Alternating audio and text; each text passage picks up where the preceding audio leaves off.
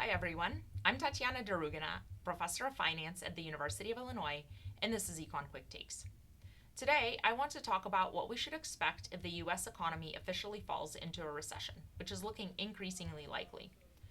First, a quick definition. A recession means the gross domestic product is shrinking. Businesses are cutting back on investment, people cut back on spending, and jobs are typically lost. When a recession hits, the first line of defense is usually monetary policy, controlled by the Federal Reserve. The Fed would typically cut interest rates to make borrowing cheaper. Lower rates encourage households and businesses to spend and invest more, which can help lift the economy out of a downturn. The government can also step in with fiscal policy by cutting taxes or increasing spending to boost demand and create jobs. In a typical recession, these tools, lower interest rates and more government spending, are pretty effective. But things get a lot trickier if we're facing stagflation. Usually, recessions are accompanied by lower price growth because slower economic activity puts downward pressure on prices. Greater government spending, lower taxes, and lower interest rates all put upward pressure on prices.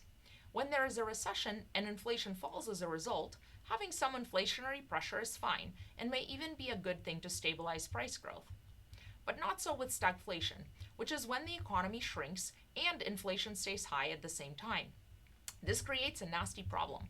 Cutting rates or boosting spending might help the economy, but could make inflation even worse. Unfortunately, recent tariffs on imported goods make the risk of stagflation higher than usual. Tariffs act like a tax on imports, raising the prices of goods like food, electronics, and industrial materials. That can push up overall inflation even if the economy is slowing down. In this environment, the usual playbook doesn't work as well. If the Fed cuts rates too much, it risks fueling even higher inflation. If the government spends too much, it could drive prices up even further. In short, if the tariffs create sizable inflation, which is very possible, this would trap policymakers between two bad choices: fight the recession and risk runaway inflation, or fight inflation and risk a deeper, longer recession. The US hasn't had serious stagflation since the 1970s, when a mix of oil price shocks and poor policy choices caused years of economic pain. But with tariffs raising costs today, the risk of stagflation is something we have to take seriously.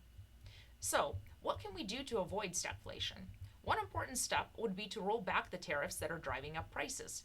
That would ease inflationary pressure, making it easier for the Fed and the government to focus on supporting growth without fueling higher prices.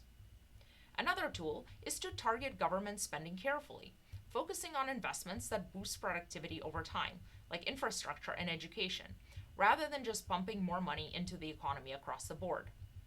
The US eventually escaped the stagflation of the 1970s through a painful but necessary combination of tight monetary policy and structural economic reforms.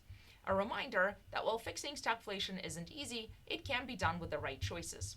But of course, it's better not to create economic conditions that put us at risk of stagflation in the first place.